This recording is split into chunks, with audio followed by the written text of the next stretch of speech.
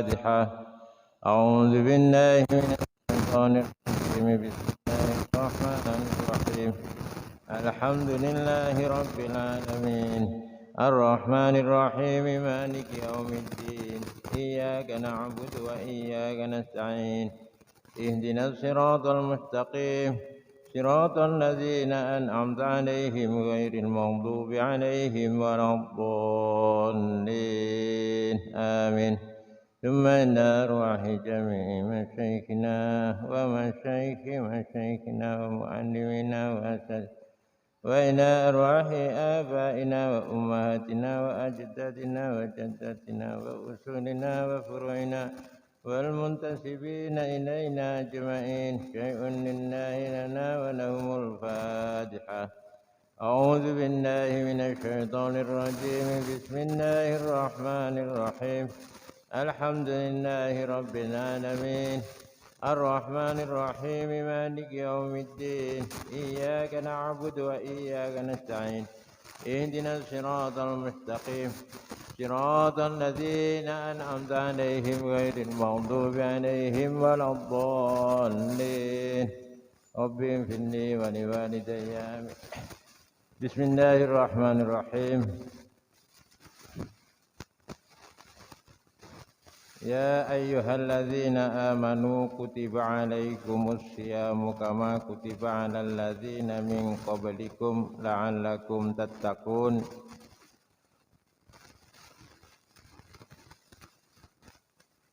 Tetap masih kita bahas ayat yang ke-185 dari surat Al-Baqarah tentang perintah melaksanakan puasa di bulan Ramadan sebagaimana oleh Allah diwajibkan pula kepada umat-umat sebelum kita.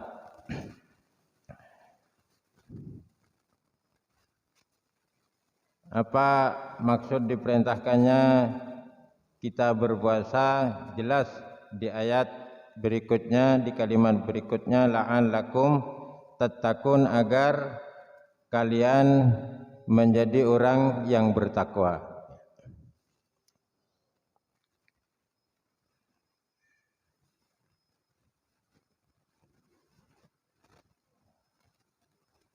Kenapa?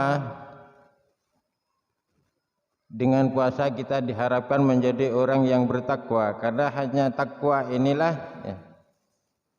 derajat manusia yang paling tinggi di sisi Allah. Pangkat yang paling tinggi di sisi Allah adalah takwa. Jadi bukan kedudukan sebagai perangkat, bukan sebagai camat, bukan sebagai bupati, tapi di hadapan Allah Subhanahu wa taala kedudukan umat manusia yang paling tinggi derajatnya adalah takwa. Tentu takwa yang diharapkan di dalam ayat ini tentunya yang memiliki kualitas lebih, tidak hanya sekedar takwa, karena prinsipnya takwa mereka fi'lul awamir wajtinabun nawahi, ngelakone napa saya perintah ban Allah ban atinggal lagi napa-napa saya larang ban Allah. Tapi pada takwa antara situng orang dan orang lain ini kualitasnya berbeda. Berbeda.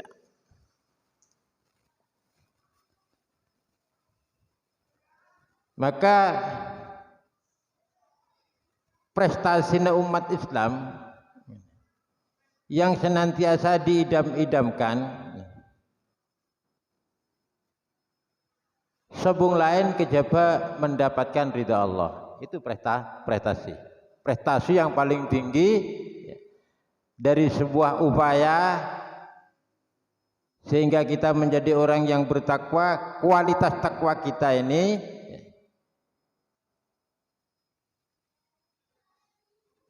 memiliki prestasi sampai meraih ridha Allah. Tada ponotok nih.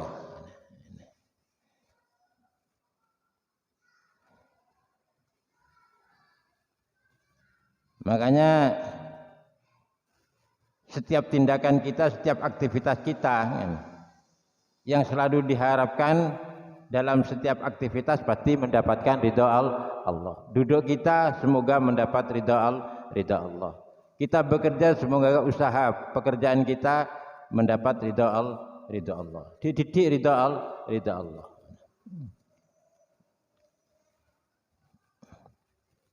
Kenapa demikian? Allah memberi contoh dalam Al-Quran bahwa para sahabat-sahabat Nabi ini mendapat ridha Allah. Radhiyallahu anhum wa radu'an anhum. Allah telah ridha kepada para sahabat-sahabat, kepada mereka sahabat-sahabat Nabi. Karena sahabat-sahabat Nabi pun juga ridha kepada Allah. Ridha itu artinya lega, lega. Allah merasa lega, puas ya. Dengan iman dan takwa kita, Allah merasa puas. Jadi kalau kita dulu pernah menjadi murid, bagaimana usaha kita agar menjadi murid yang bisa memuaskan para guru? Tentunya harus rajin. Apa-apa yang diperintahkan oleh guru dan apa-apa pula yang dilarang oleh guru, ini harus dipenuhi. Maksudnya apa? Agar guru merasa puas. Kalau kita sebagai murid bisa memuaskan hati guru, begitu pula kita sebagai orang yang beragama Islam, aktivitas kita diharapkan bisa memuaskan Allah. Allah merasa puas. Sebagaimana Allah menetapkan rasa puasnya kepada para sahabat Nabi. Radhiyallahu anhum wa radu.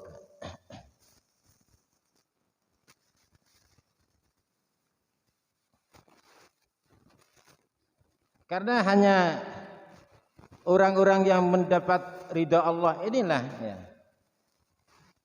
yang mendapat kedudukan kelak di akhirat. Ini surga, namanya surga Aden. Jazaohum 'inda rabbihim jannatu adnin ya. Jazaohum, bahwa balasan bagi mereka ya, di hadapan Allah nanti jannatu adnin ya. Surga Aden. Saya mengatakan surga Aden. Tajri min tahtihal anhar, yang mengalir di bawahnya itu sebuah sungai. Khalidina fiha abada. Mereka yang telah mendapat ridha Allah itu akan menetap di dalamnya selama-lamanya. Radhiyallahu anhum wa radu anhu. Allah ridha kepada mereka dan mereka pula juga ridha kepada Allah. Dzalika liman khasyya rabbah. Itulah ya, mereka liman khasyya ya, bagi orang-orang yang telah takut kepada Tuhannya. Artinya orang-orang yang bertakwa. Maka diharapkan dari puasa kita di bulan Ramadan yang telah diwajibkan oleh Allah kepada umat Kanjeng Nabi Muhammad ya, nanti kita bisa sampai kepada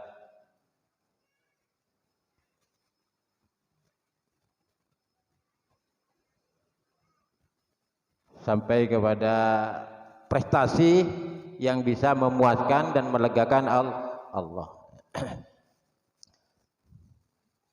Karena puasa seseorang dengan orang lain itu sama-sama berpuasa, nilai prestasinya berbeda. Makanya dikatakan oleh Kanjeng Nabi, rubba shaimin laisa lahu min syiyami illal ju' wal atas. Banyak pula orang yang berpuasa tapi tidak mendapatkan apa-apa dari puasanya kecuali hanya mendapatkan lapar dan dahaga.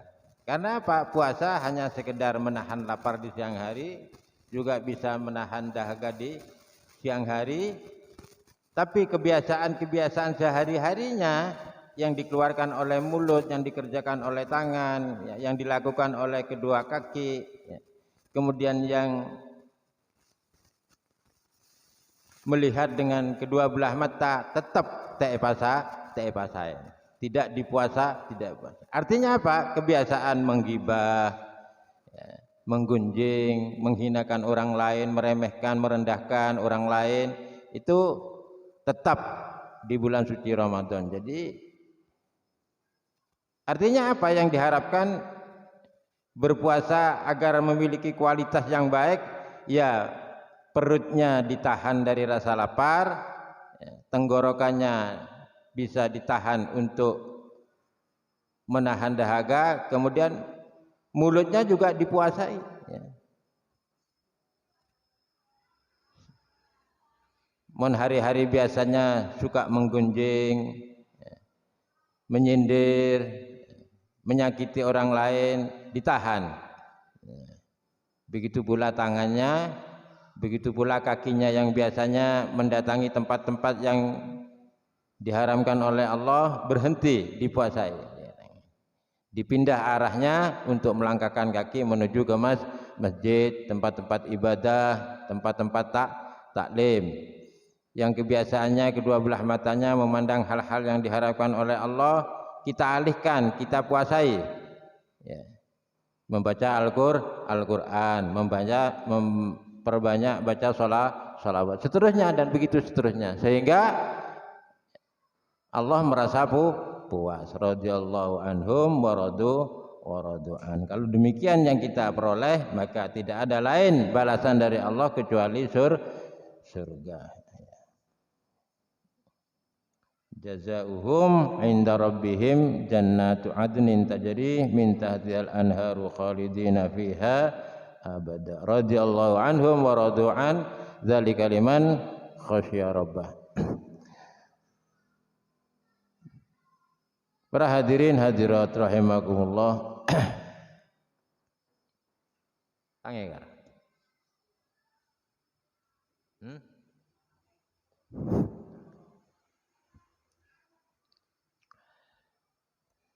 Wa fil khabar, pan langsung nanti dabab. Wa fil khabar idza halla hilalu Ramadan, jika sudah nampak tanggal bulan Ramadan, sohal arsu, menjeritlah ars, wal kursiyuh dan kursi, wal malaikatu dan para malaikat itu sama-sama menjerit, wa madunahum dan selain mereka menjerit. Yaquluna, mereka semua pada berkata, ars, kursi, para malaikat itu berkata, tuba li ummati Muhammadin alaihi salatu wassalam, berbahagialah bagi umat Muhammad alaihi salatu wassalam, bima indallahi ta'ala lahumul minal karamah, ya.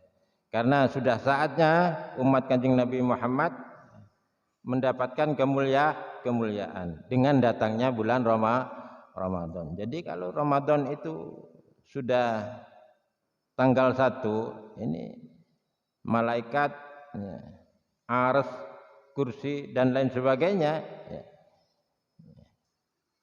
itu mengumumkan tentang begitu beruntungnya menjadi umatnya Kanjeng Nabi Muhammad sallallahu alaihi wasallam dengan datangnya bulan Ramadan.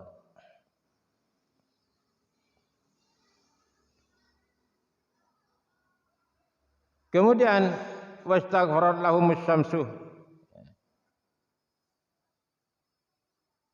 membacakan istighfar bagi umatnya Kanjeng Nabi. Siapa? As-syamsu, matahari, wal qamar dan rembulan. Jadi matahari, rembulan, wal kawakib lan bintang-bintang di langit, ya. Wat tuyuru dan burung-burung di angkasa, wat tuyuru fil hawa dan burung-burung di angkasa, was samaku fil ma'i dan macam-macam ikan yang ada di laut, wa kullu dzi ruhin ala wajhil, dan apa saja yang hidup dan tumbuh di atas bumi ini membacakan istighfar fil laili wan nahar, pada malam dan siang hari, kepada umatnya Kanjeng Nabi Muhammad sallallahu alaihi wasallam atas kedatangan bulan Ramadan. Ini khabar, ini hadis menjelaskan tentang indahnya umat Kanjeng Nabi Muhammad mendapatkan Ramadan, karena di bulan itu, ya, kita diistighfari ya. Kita dimintakan ampun ya. Bukan hanya sekedar oleh matahari dan rembulan, tapi juga dimintakan ampun oleh banyaknya bintang-bintang di langit, burung-burung yang berterbangan, dan semua apa saja yang tumbuh ya, dan hidup di atas bumi siang dan malam. Illa syayatin, kecuali setan.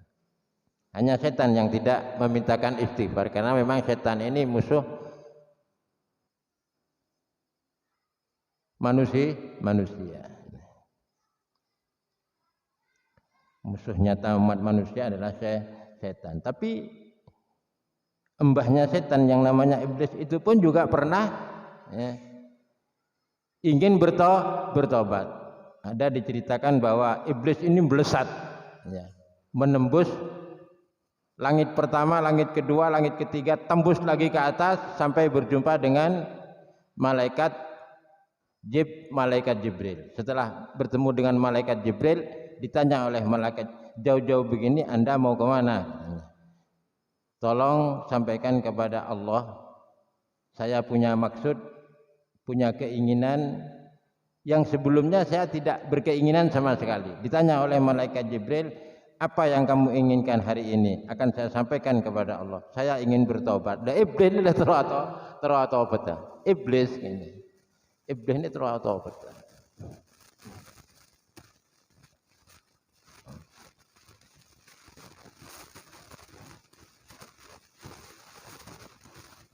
Begitu malaikat mengetahui tentang keinginan iblis untuk bertobat, iblis itu berpikir, ibadah apa anja dak Allah Taala.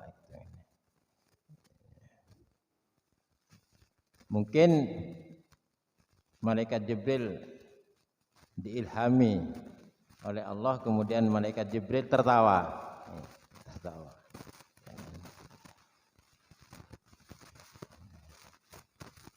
Padahal pada orang tak biasa ke masjid, pas ke masjid kan yang dungare, para kiamat ya Arab kaki ke masjid. Nah itu iblis itu pernah menjumpai malaikat Jibril, menyampaikan rasa keinginannya untuk bertobat. Malaikat Jibril itu berpikir, pada Allah apa enggak?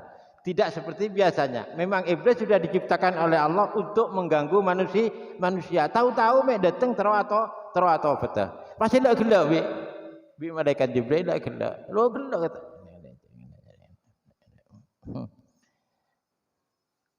Tanya lagi bareng iblis, kenapa engkau Jibril mentertawakan perihal keinginan saya?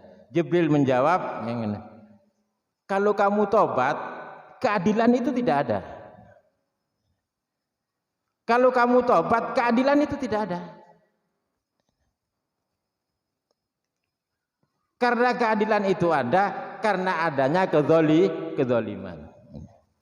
Kalau di bumi di muka bumi ini ya tidak ada kezaliman, justru tidak ada keadilan. Karena Allah menciptakan semua makhluknya ini berpasang-pasangan.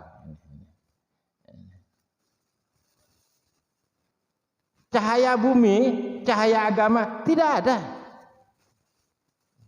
Munkaki atau karena kamu adalah kegelapan. Justru kamu ada, kegelapan ada, maka cahaya Allah, cahaya agama itu ada.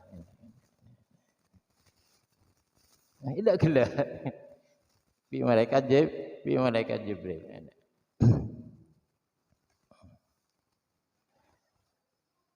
Pas mau terus lagi pada akhirnya kan percuma, Allah Taala agawe neraka. Nganggur. Serius ngene-ngene. Mun le iblis atau bot ngene. Sampean kepi taala kok. Bede masjid kepi. Taram meh. Jang malaikat Jibril sepeh dunya. Wis percuma. Teh beda Pak. Iblis turun.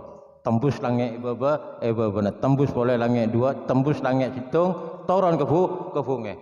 Acekakaan, engkau pahlawan, karena bodena engkau beda keadilan, karena bodena engkau beda cahaya. pahlawan. Ana syahid, ana syahid, ana syahid. Tapi ana syahidun mal'unun. Engkau adalah pahlawan, saya laknat. Kan termasuk pahlawan. Karena lambak beda cak-cakan zaman Nurholis Majid Onggo pamor ngono-ngono. Iblis pun nanti akan masuk surga. Karena memang diskenario oleh Allah ya sedemikian rupa. Sedemikian rupa.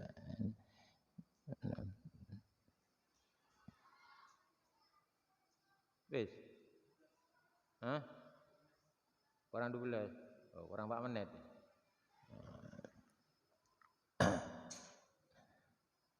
Jadi memang Allah ciptakan manusia ini ada yang baik, ada yang jelek. Yang jelek pun ya bukan berarti merugikan bagi kita. Justru Allah mengirim orang yang jelek-jelek dan menjengkelkan itu justru menguntungkan bagi kita. Kalian kaki caci baci ada orang yang menjengkelkan. Caci baci. Orang yang menjengkelkan kadang-kadang menguntungkan kita.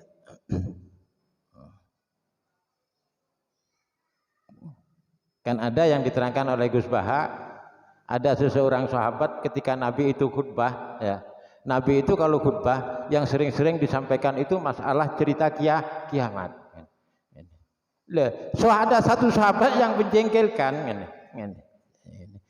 bertanya kepada Kanjeng Nabi, kiamat itu kapan? Bagaimana gitu. Sayyidina Umar pegel. Kanjeng Nabi khutbah malah ditanya, kiamat itu kapan? Midalaku kiamat tok.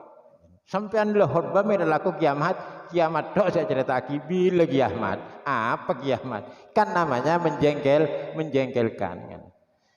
Karena begitu tok yang ditanyakan oleh sahabat itu akhirnya Kanjeng Nabi menjawab. Lah Anda ini bertanya kiamat, apa Anda ini sudah punya bekal untuk persiapan hari kiamat? Singkat cerita sampai sahabat itu bertanya, nanti ya bekal saya hanya satu, apa? Saya mencintai kamu. Jangan sahabat. Saya suka kepada panjenengan itu, saya suka. Kanjeng Nabi aja jawab ngene. Antaman ahbabtah. Deki panjenengan beli ning akhirat nika bakal apolo ngabi orang saya kesenengan.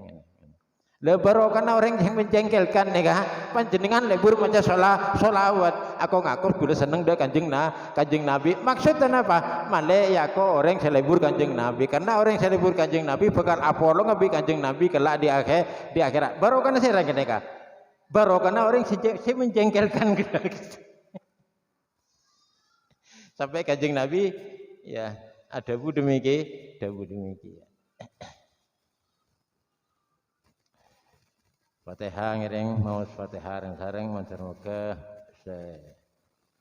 keluarga saya berhalangan ya, karena uzur sakit matur muga saking itu yang diangkat oleh Allah Subhanahu wa taala ya.